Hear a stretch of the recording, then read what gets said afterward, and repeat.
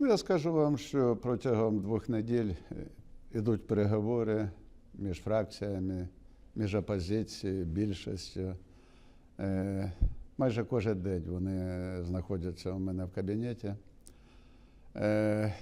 Я прошу депутатів, щоб вони почули один одного. Я хочу, щоб опозиція розглянула свої закони, які вона, і постанови, які вона подала, щоб розглянути зміни до регламенту Верховної Ради. Але я напомню, що 5 лютого друга сесія Верховної Ради не розпочалася. Опозиція заблокувала Верховну Раду.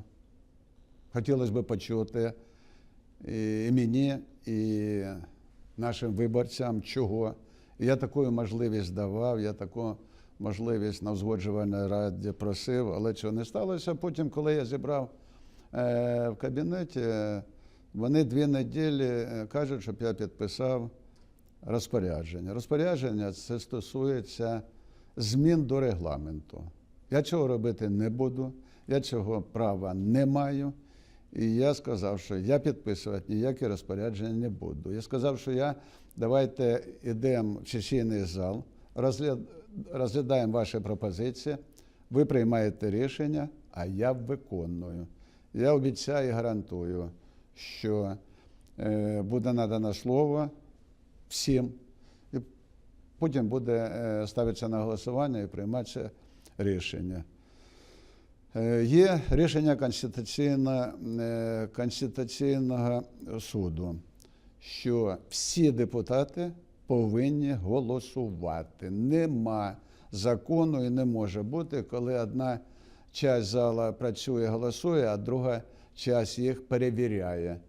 Нема такого ні в одному законі, я думаю, таких прикладів нема у других парламентів. Тому я прошу сьогодні і завтра, от в 10:30 буде нарада у мене, що виборцям це все вже надоїло. Вони просять, щоб ті обіцянки, які давали партії, сьогодні вже фракції, щоб вони приймали закони і інформували населення. Дуже багато депутатів заходило до мене вчора, сьогодні, мажоритарщики, які були в себе на округах, то люди кажуть, нас, що там ви концерти робите в Верховній Раді, вони нас не інтересують.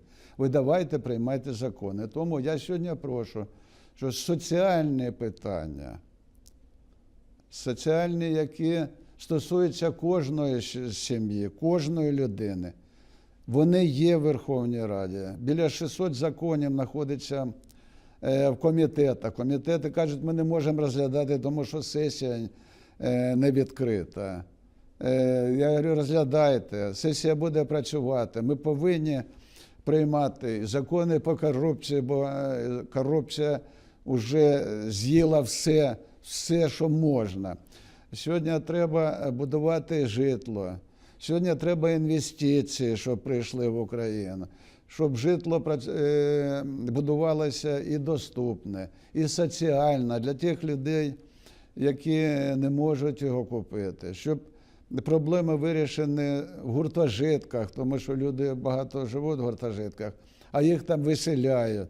Треба індексацію зарплати робити, індексацію пенсії, незалежно коли пенсія була прийнята, по яким законам. Люди не можуть так далі жити. У нас в державі все є. Треба закони по євроінтеграції. Зараз багато було людей. Всі депутати кажуть, що ми за євроінтеграцію.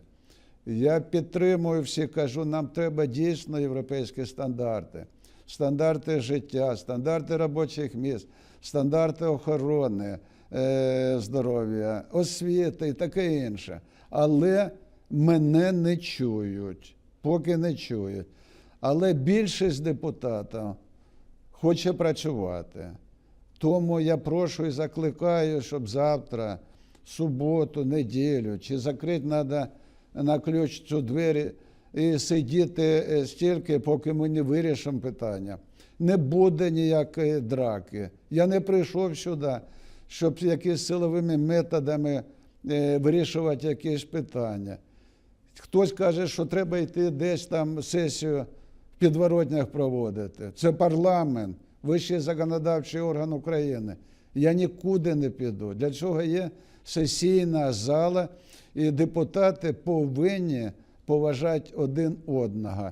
І я і ще раз буду закликати, щоб виборці та і європейська спільнота жде від нас, депутатів, що ми знайдемо порозуміння.